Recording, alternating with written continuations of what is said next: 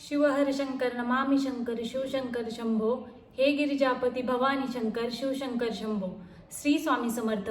नमस्कार सर्वांना, स्वागत आहे तुम्हा सर्वांचं आपल्या या चॅनलवरती. लवकरच महाशिवरात्र येणार आहे, त्यामुळे आपल्याला महाशिवरात्रीनिमित्त भगवान शंकरांची कोणती सेवा करायची आहे, त्याचबरोबर आपल्याला महाशिवरात्रीचे व्रत कशा पद्धतीने करायचे आहे त्याबद्दलची माहिती आपण आज जाणून घेणार आहोत. सर्वात महत्त्वाचं म्हणजे आपल्याला या दिवशी महादेवाच्या पिंडीवर अशा महत्त्वाच्या 7 गोष्टी अर्पण करायच्या आहेत, त्याबद्दलची माहिती आपण आज जाणून घेणार आहोत. तर मग व्हिडिओ शेवटपर्यंत नक्की बघा आणि कमेंटमध्ये लिहा श्री स्वामी समर्थ. चला तर मग व्हिडिओला सुरुवात करूया. या वर्षीची जी महाशिवरात्र आहे ती 26 फेब्रुवारी 2025 या दिवशी आलेली आहे. आपल्या सर्वांना माहीत आहे की भगवान शंकर हे साम सदाशिव आहे, भोळे आहे. त्यांची थोडीही केलेली सेवा ही खूप फलदायी ठरते. आणि त्याचबरोबर आज मी तुम्हाला एक अत्यंत सोपा असा मंत्र सांगणार आहे की ज्या मंत्राचे तुम्ही जप केल्यानंतर ह्या महाशिवरात्रीचे जे काही पुण्य आहे, जे काही इच्छित फळ आहे ते अनेक पटीने वाढणार आहे. महाशिवरात्र हा अत्यंत पवित्र असा दिवस आहे. महाशिवरात्र म्हणजे शिवाची रात्र. या दिवशी शिवाचे व्रत उपासना करण्याला विशेष असे महत्त्व आहे. महाशिवरात्री हा एक साधा दिवस नसून शिवाचे व्रत उपासना साधना करण्यासाठी अत्यंत महत्त्वाचा असा दिवस आहे. आता महाशिवरात्रीच्या दिवशी आपल्याला कशी पूजा करायची आहे, तर या दिवशी आपल्याला सकाळी लवकर उठून स्वच्छ आंघोळ करायची आहे आणि त्यानंतर आपल्याला स्वच्छ वस्त्र हे परिधान करायचे आहे.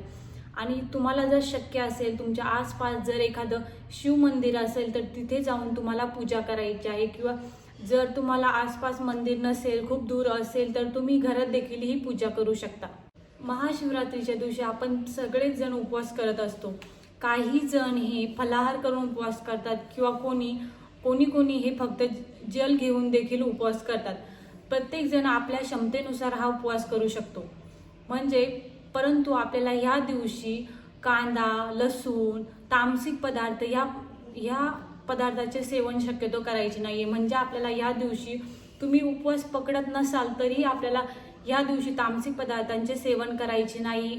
आता मी तुम्हाला सर्वात महत्त्वाचा आणि प्रभावी असा मंत्र सांगणार आहे, जो आपल्याला सर्वांनाच माहीत आहे.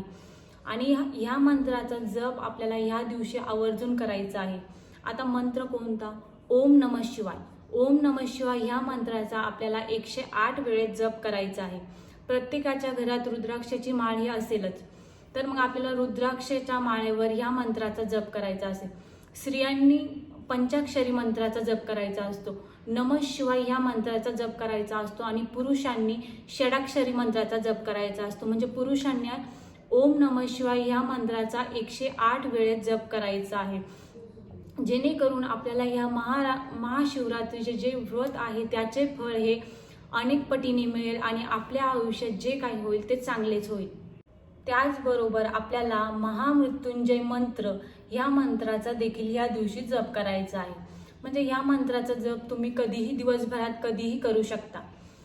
आणि सर्वात महत्त्वाचे म्हणजे आपल्याला शिव अष्टोत्तर शतनामावली म्हणजे भगवान शंकराचे 108 नामाचे देखील पठण करायचे आहे. म्हणजे काय की आपण ह्या दिवशी जेवढी महादेवाची सेवा करू तेवढीही आपल्यासाठी अत्यंत प्रभावी आणि चांगली ठरेल. त्याचबरोबर आता मी तुम्हाला अशा 7 गोष्टी सांगणार आहे की ज्या प्रत्येकाच्या घरात अवेलेबल असतात आणि त्या आपल्याला ह्या दिवशी भगवान शंकरांना अर्पित करायच्या आहेत, ज्याची माहिती मी तुम्हाला आता थोडक्यात सांगणार आहे. आता ह्या 7 गोष्टीमध्ये सर्वात महत्त्वाची गोष्ट म्हणजे 1 नंबर म्हणजे आपल्याला महादेवाच्या पिंडीवर कच्चे दूध अर्पण करायचे आहे. आपल्याला महादेवाच्या पिंडीवर कच्चे दूधच अर्पण करायचे असते, कारण आपण महादेवाच्या पिंडीवर जी काही वस्तू अर्पण करतो आपल्याला ती थंडच अर्पण करायची आहे. त्यामुळे आपल्याला या दिवशी महादेवाच्या पिंडीवर थंड दूधच अर्पण करायचे आहे आणि त्याने अभिषेक करायचे आहे. दुसरी म्हणजे कच्च्या दुधाने अभिषेक झाल्यानंतर आपल्याला दह्याने अभिषेक घालायचा आहे. आणि दह्याने अभिषेक झाल्यानंतर आपल्याला ती महादेवाची पिंड आहे ती स्वच्छ करून घ्यायची आहे. आणि त्यानंतर आपल्याला त्या जलामध्ये तुम्ही म्हणजे पाण्यामध्ये तुम्ही थोडे मध देखील टाकू शकता. आणि नंतर तिसरी गोष्ट, मध आणि पाण्याने अभिषेक झाल्यानंतर आपल्याला महादेवाला परत पाण्याने स्वच्छ करून घ्यायचं आहे.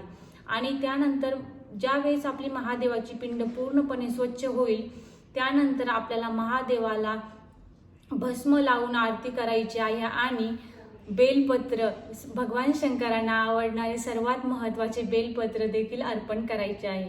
आणि त्यानंतर बेलपत्र अर्पण केल्यानंतर आपल्याला 5वी गोष्ट म्हणजे साखर अर्पण करायची आहे. आणि 6वी गोष्ट म्हणजे धतुरा. भगवान शंकरांना धोत्रा हा अतिशय प्रिय आहे, त्यामुळे आपल्याला धोत्र्याचे फूल देखील अर्पण करायचे आहे. आणि 5वी गोष्ट जी आहे ती आपल्याला भगवान शंकरांना साखर अर्पण करायची आहे. आणि 6वी म्हणजे आपल्याला एक धोत्र्याचे फूल अर्पण करायचे आहे किंवा तुम्ही धोत्र्याचे फळ अर्पण केले तरीही चालेल. आणि 7वी गोष्ट म्हणजे आपल्याला थोडेसे अत्तर देखील लावायचे आहे. महाशिवरात्रीच्या दिवशी रात्री जागरण करण्याला अतिशय महत्त्व असे सांगितले आहे. काही ठिकाणी महाशिवरात्रीच्या दिवशी रात्रभर जागरण करून शिवाचे मंत्र, स्तोत्र याचे पठण केले जाते. त्यामुळे ह्या ज्या फळाचे जे व्रत आहे ते दुप्पट पटीने मिळत असते अशी मान्यता आहे. महाशिवरात्रीच्या दिवशी शक्यतो स्त्रियांनी केस धुवू नये. म्हणजे तुम्हाला जर केस धुवायचे असल्यास तुम्ही महाशिवरात्रीच्या आदल्या दिवशी केस धुवू शकता.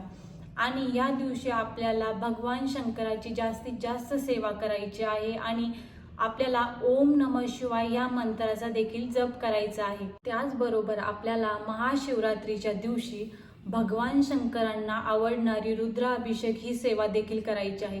कारण रुद्राभिषेक ही भगवान शंकराची अतिशय प्रिय आणि उच्च कोटीची अशी सेवा आहे. त्यामुळे तुम्हाला जर जमत असेल तर तुम्हाला या दिवशी रुद्राभिषेकाची सेवा देखील करायची आहे.